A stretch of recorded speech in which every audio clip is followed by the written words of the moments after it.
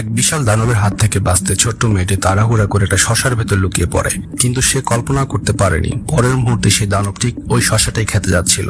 ঠিক তখনই এক দয়ালু বৃদ্ধ দানব দ্রুত তার হাত ধরে মিথ্যে বলে উঠল, এই শশাটা নষ্ট হয়ে গেছে, এর ভেতরে পোকা আছে। এটা শুনেই দানব ভয় পেয়ে গেল, যদি পেট খারাপ হয়ে যায়, তাই সে সঙ্গে সঙ্গে শশাটা ফেলে দিল। কিছুক্ষণ পরে মেয়েটি শশার ভেতর থেকে বের হলো, কিন্তু তার পুরো শরীর চটচটে রসে ভরা। বৃদ্ধ দানব তাকে স্নেহ করে তুলে একটা বড় পানির নলের নিচে নিয়ে গিয়ে ভালোভাবে গোসল করিয়ে দিল। তারপর তার কাপড়গুলো আগুনের পাশে শুকাতে রেখে দিল। বৃদ্ধ দানব মেয়েটিকে আবার মানুষের দুনিয়ায় ফিরিয়ে দিতে চাইল, কিন্তু কাজটা মোটেও সহজ ছিল না, কারণ সে সব দানবের মধ্যে সবচেয়ে ছোট। তাই অন্য দানবরা প্রায়ই তাকে নিয়ে মজা করত আর অত্যাচার করত। এই কারণেই যখন সব দানব দুপুরে ঘুমে ব্যস্ত, তখন সে চুপচাপ মেয়েটিকে নিয়ে বেরিয়ে পড়ল। সে খুব সাবধানে হাঁটছিল, কিন্তু হঠাৎ এক সতর্ক দানবের চোখে পড়ে গেল।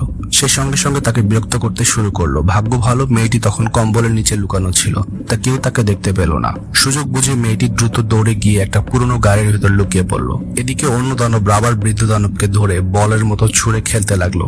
হঠাৎ এক বিশাল শক্তিশালী দানব তাকে জোর করে একটা ট্রাকের উপর উঠিয়ে দিল। পাশের পাহাড়ের উপর আরেক দানব দাঁড়িয়ে ছিল। বৃদ্ধ দানব কিছু বুঝে ওঠার আগেই সে শক্তিশালী দানব ট্রাকটাকে ধাক্কা দিয়ে নিচে গড়িয়ে দিল। এটা দেখে পাহাড়ের উপর দাঁড়িয়ে থাকা দানবটাও লাফিয়ে পড়লো, যেন ধাক্কা মেরে বৃদ্ধ দানবকে শেষ করে দিতে পারে। কিন্তু সে জানতোই না ডান পাশের গাড়ির ভিতর একটা ছোট্ট মেয়ে লুকিয়ে আছে।